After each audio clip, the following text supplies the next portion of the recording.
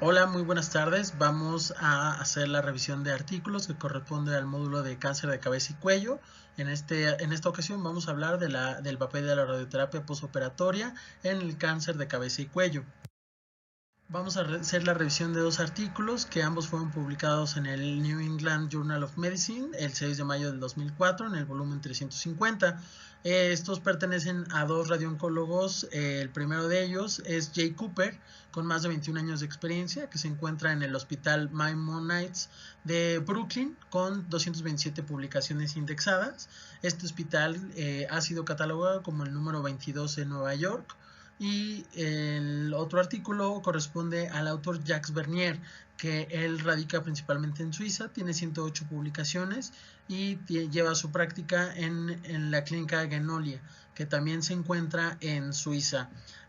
Como pueden ver, ambos fueron publicados el mismo día y en el mismo año y corresponden con la descripción del papel de la radioterapia postoperatoria concomitante con quimioterapia para el cáncer de cabeza y cuello.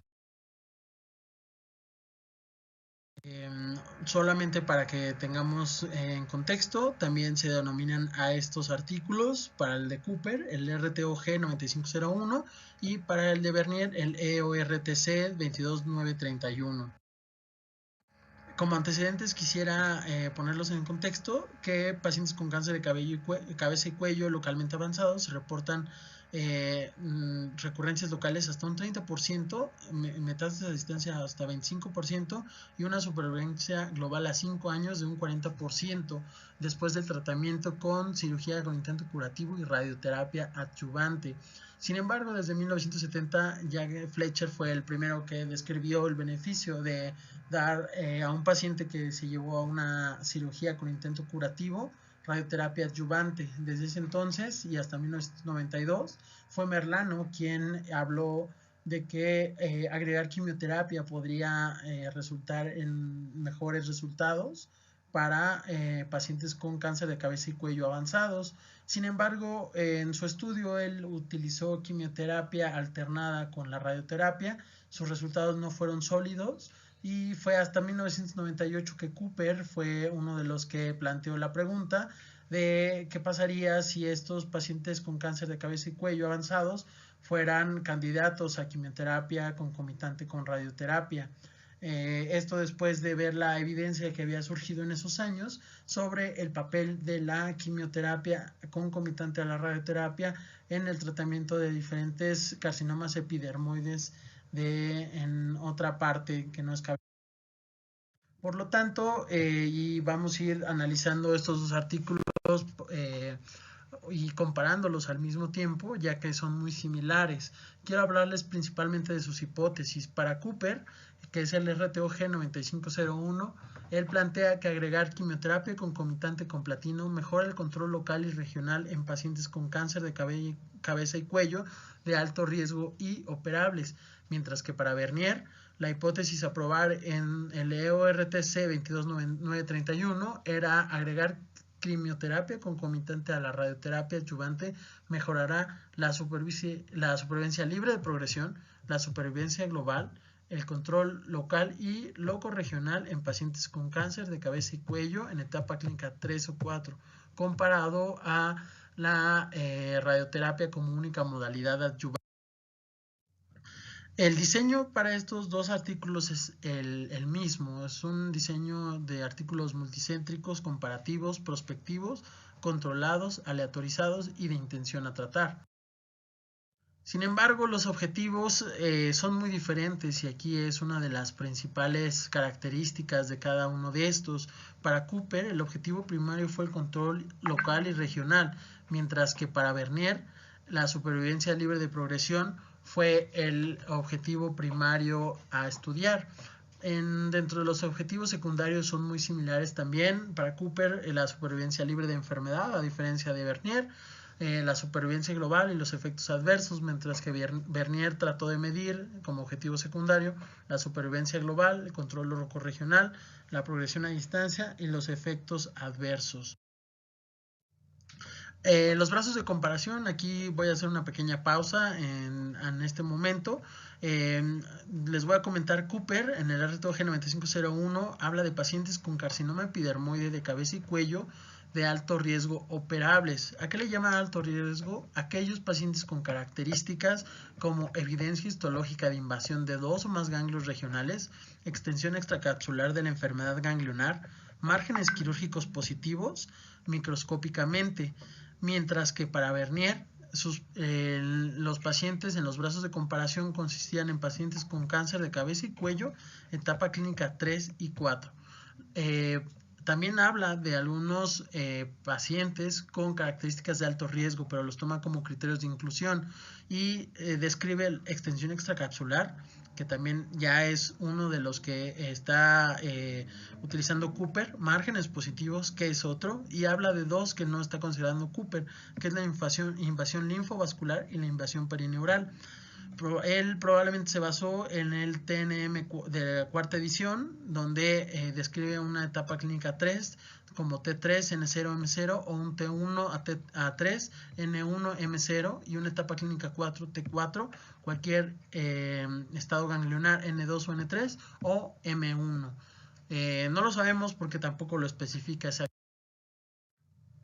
Entonces, el tratamiento para Cooper fue radioterapia 60-66 Grays en 30-33 fracciones de 6 a 6.6 semanas, quimio radioterapia con cisplatino de 100 miligramos metro cuadrado en 3 ciclos en los días 1, en el día 22 y en el día 43 de la radioterapia.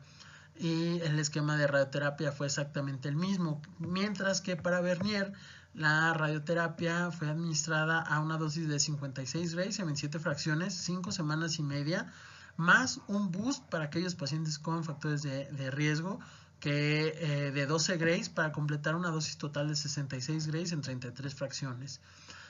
El brazo comparativo de la quimio-radioterapia fue el mismo esquema de radioterapia más cisplatino a 100 miligramos, igual que Cooper, en los mismos días que se planteó Cooper. A diferencia de Cooper, Bernier sí nos explica cómo fue que administró la radioterapia. Se utilizaron aceleradores lineales de 4 a 6 MBs con técnicas isocéntricas. El volumen en el GTB lo que describe es que consistió en el sitio primario, más ganglios de riesgo o estructuras de riesgo. Ahí se dio 54 Grays en 27 fracciones. Y el CTB consistió en un boost de 12 Grays de 66 Grays en total en 33 fracciones, con una restricción a la médula espinal de 45 Grays.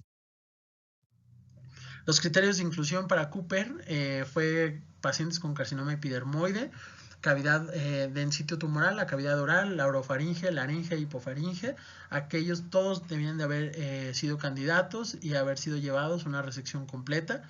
Características de alto riesgo, las que ya habíamos comentado, que es la evidencia de invasión de 2 o más ganglios regionales, extensión extracapsular y márgenes quirúrgicos positivos microscópicos. Mientras que para Bernier son pacientes con carcinoma epidermoide sin tratamiento previo. Los sitios tumorales son iguales, cavidad oral, orofaringe, hipofaringe o laringe en patológicos T3 o T4 y cualquier estado ganglionar. Sin embargo, también incluyó aquellos tumores T1 a 2 con estado ganglionar 0 a 1 y que hayan tenido características de mal pronóstico, que son las que también ya comentamos, y los tumores de cavidad oral y orofaringe con involucros de ganglios en nivel 4 y 5. Sin embargo, él destaca algunos criterios de exclusión para los pacientes con un T3N0 de laringe con márgenes negativos, una T1 a 2, un estado ganglionar 2 a 3 sin metástasis y pacientes hasta Cooper para sus pacientes consideró que eran candidatos al tratamiento dependiendo de su estado funcional. Él utilizó Karnofsky para esto. No debían de tener menos del 60%. La cuenta leucocitaria debería estar en 3.500, mientras que las plaquetas en 100.000. La depuración de creatinina de 50 mililitros minuto, mientras que para Bernier él utilizó el ECOG. Él incluyó pacientes con ECOG 0, 1 y 2 con cuenta leucocitaria más de 400.000, las plaquetas similar a Cooper de 100.000, A diferencia de Cooper, él utilizó la creatinina sérica hasta 1.36 como el valor máximo. Las aminotransferansas y la bilirrubina total no debería tener un valor más allá de 2 veces su valor normal máximo. Y la hemoglobina también era un factor a considerar y él consideró no menos de 11. La mediana de seguimiento para Cooper fue de 45.9 meses, mientras que para Bernier fue de 60 meses y la máxima que registró fue de 100 meses. La aleatorización para Cooper requerida para detectar y tener un poder estadístico de hasta un 15% fue de 398 pacientes, mientras que para Bernier fue de 338 pacientes para detectar el mismo incremento del 15%, pero para supervivencia libre de progresión. Aquí podemos comparar las características de las poblaciones de cada uno de los artículos. Cooper reclutó pacientes desde 1995 a abril del 2000. Se reclutaron al final 459 pacientes y después del filtro de los criterios de inclusión quedaron un análisis de 416 pacientes. Como podemos ver aquí, la población de Cooper principalmente consiste en pacientes menores de 70 años y bueno, es la población que más pacientes tiene una mediana también de edad de 50 a 56 años. Como pueden ver también la mayoría de ellos son del sexo masculino. Los márgenes positivos reportan que tuvieron hasta un 39 pacientes, un 20% prácticamente para el grupo de radioterapia, un 17% muy similares para el grupo combinado, y pacientes que tuvieron involucro clínico o extensión extracapsular fueron bastantes, 80% en ambos grupos. También quiero destacar aquí la participación de pacientes hispanos, que es muy importante tomarlo en cuenta cuando nosotros vamos a traspolar estos resultados y esta práctica a México, ya que la mayoría del análisis está basado en pacientes blancos. Mientras que Bernier tenemos una población muy similar, tenemos una gran cantidad de pacientes masculinos, la media de edad es muy similar, entre los 55 años, y también el grupo de edad es entre 50 a 70 años, la mayor cantidad de pacientes. El estado tumoral para Bernier, aquí sí quiero hacer una aclaración muy importante, es que podemos ver que el T4, para los tumores con estadio T4, dan hasta un 129 pacientes en total. Sin embargo, la mayor cantidad o la población que abarca la mayor cantidad de número corresponde a los estadios T2 a T3. Ahora, en el involucro ganglionar tenemos también que la mayor cantidad de pacientes tenían un estado nodal N2 y N0 principalmente, y en tercer lugar venía con un 20% el N1, un solo 7% el N3. Aquí podemos ver las características en cuanto al Karnofsky de Cooper, que la mayoría de ellos eran pacientes más de 80% de Karnofsky. Tenían un grado de diferenciación tumoral entre intermedio y alto. La mayor cantidad de pacientes eran una diferenciación intermedia. El sitio más común para Cooper fue cavidad oral y orofaringe, mientras que para Bernier tenemos una población un poco más grande, y podemos ver que el grupo con mayor cantidad de pacientes es el de la orofaringe, seguido de la cavidad oral, igual que Cooper, y le sigue la laringe y la hipofaringe. Parece que están muy bien equilibradas estas poblaciones. Aquí también se reporta un margen de márgenes quirúrgicos, tienen positivos hasta un 30% en el caso de Bernier, negativos la mayoría, ¿no? El grado histológico también fue bien diferenciado y moderadamente diferenciado, como el de Cooper, mientras que la extensión extracapsular fue positiva hasta un 57%, a diferencia de los pacientes que tuvieron involucro perineural y vascular, que no, la mayoría de ellos eran negativos, y el involucro ganglionar fue positivo en más de 2 hasta un 54% de la población, bastante bueno para. Ahora, ¿cómo les fue en resultados? Bueno, aquí es importante también considerar, los vamos a ir comparando de acuerdo a los resultados, ya que recordemos que los objetivos primarios son diferentes en cada uno, aunque los análisis y el diseño son muy similares. Para Cooper, el control local y regional fue su objetivo primario, mientras que para Bernier fue la supervivencia libre de progresión.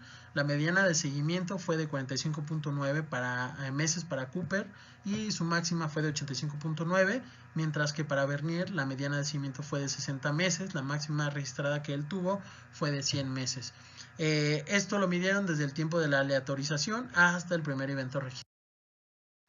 ¿Cómo le fue a Cooper con el control local? Bueno, la mediana de seguimiento 45.9 meses, se registraron 104 recurrencias locorregionales.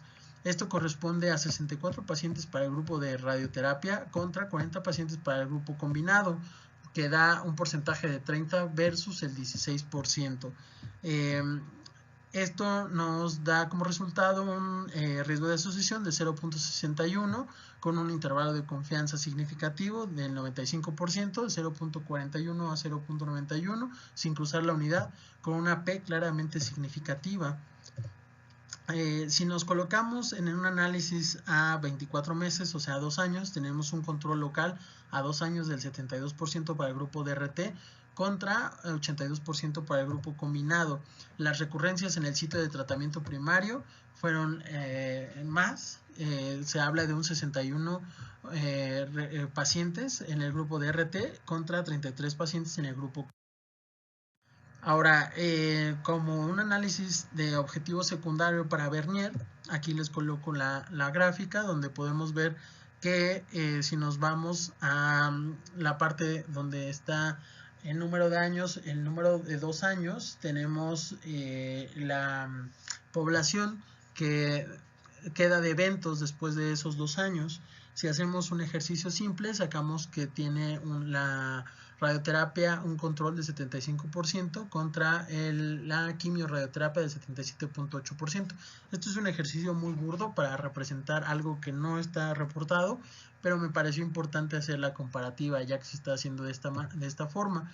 El Bernier reporta 5 años, 83 fallas locorregionales, 52 para el grupo de radioterapia, 31 para el grupo de quimioradioterapia, con un riesgo acumulado a 5 años de 31% para el grupo de radioterapia y un 18% para el grupo de tratamiento combinado, con una P claramente. ¿Cómo le fue a Bernier con la supervivencia libre de progresión? A 5 años se registraron 194 progresiones a 60 meses, ¿no? Los 5 años. Tuvo 103 eventos en el grupo de radioterapia versus 91 en el grupo de tratamiento combinado, y esto nos da una supervivencia libre de progresión a 5 años del 36% para la radioterapia como única modalidad de tratamiento contra el 47% que logró la quimioradioterapia concomitante. Nos da un riesgo de asociación de 0.75 con un intervalo de confianza que no cruza la unidad, y esto nos devuelve una P claramente significativa. La duración media de esta respuesta fue de 23 meses al dar solo radioterapia contra 55 meses de otorgarle al paciente quimio platino. La supervivencia libre de progresión para Cooper, aunque fue un análisis de un objetivo secundario, él reporta 148 eventos de progresión para el grupo de radioterapia. Esto equivale a un 70%, y 124 eventos para el grupo de tratamiento combinado, equivale a un 60%. Quiere decir que tiene un riesgo de asociación de 0.78 con un intervalo de confianza también estadísticamente significativo y una P claramente significativo de 0.6. Aquí en la supervivencia global ambos lo tomaron como un objetivo secundario. En este objetivo secundario principalmente hubo diferencias. Para Bernier, sí existe un beneficio en la supervivencia global de otorgar quimioterapia, radioterapia con cisplatino a este tipo de pacientes. Él reporta un riesgo de asociación del 0.70 con un intervalo de confianza que no cruza la unidad y con una P significativa. 0.02. La media para la muerte fue de 32 meses. contra 72 meses que logró el tratamiento combinado. Sin embargo, para Cooper no. Y aquí es uno de las principales diferencias más grandes que hay. Y ellos dos los mencionan cada uno en su artículo en la discusión sobre los resultados de cada artículo contrario. Para Cooper reporta un riesgo de asociación 0.84, pero con una P no significativa. Esto lo comentaremos más adelante, ya que después de este análisis que cada uno hizo de forma individual, se juntaron para hacer análisis. Como objetivos secundarios también estuvo el análisis de las metástasis, no hubo ningún beneficio, se reportaron 23% de metástasis en el grupo de radioterapia y muy similar con un 20% en el tratamiento combinado contra el resultado Bernier que tiene resultados muy similares de 25% contra 21% para el tratamiento combinado, ambas con una P no significativa. En cuanto a los efectos adversos, los más comunes fueron leucopenia, náusea, vómito y mucositis grado 3 y grado 4, hasta un 77% en los pacientes que recibieron tratamiento combinado, igualmente para Bernier un 41% más de efectos grado 3 y grado 4, los efectos adversos en este caso fueron los mismos, mucositis, leucopenia y náusea y vómito, con una P clara. Como conclusiones, podemos decir que agregar quimioterapia con platino concomitante a la RT adyuvante en pacientes con carcinoma epidermoide de cabeza y cuello localmente avanzados o con características de mal pronóstico aumenta el control local y regional, así como la supervivencia libre de progresión. Sin embargo, no existe un beneficio claro en la supervivencia global y no existe un beneficio en la progresión a distancia. Obviamente hay un aumento en la toxicidad, principalmente para el grupo donde recibió tratamiento combinado. Estas son las conclusiones de estos dos artículos. Sin embargo, yo les había comentado que ambos autores se unieron para analizar mejor cuál fue la causa de que algunos, principalmente la supervivencia global, fuera diferente en sus análisis. Y en el 2005 sacaron otro artículo, como podemos ver aquí, donde sí están evaluando y están llegando a la conclusión que aquellos pacientes que sí tienen un beneficio sobre la supervivencia global son aquellos que tienen márgenes positivos o extensión extracapsular. Como pueden ver aquí, las P son positivas para los pacientes que tienen estas dos características de mal pronóstico. Mientras que para los que no la tienen, la P sigue siendo significativa, que fue una de las cosas con mayor diferencia en el diseño de estos artículos. Si recordamos, Cooper ya hablaba de las características de mal pronóstico y no tanto de un estadio clínico como lo hacía Bernier. De esto podemos concluir que el mayor beneficio son para los pacientes que no solamente tienen esto, sino también aquellos que tienen invasión linfovascular, clínicamente involucro ganglionar, son los que se van a tener un beneficio, pero mayormente sobre la supervivencia global, que es lo que se busca a nivel oncológico, es márgenes positivos y extensión extracapsular. Muchas gracias.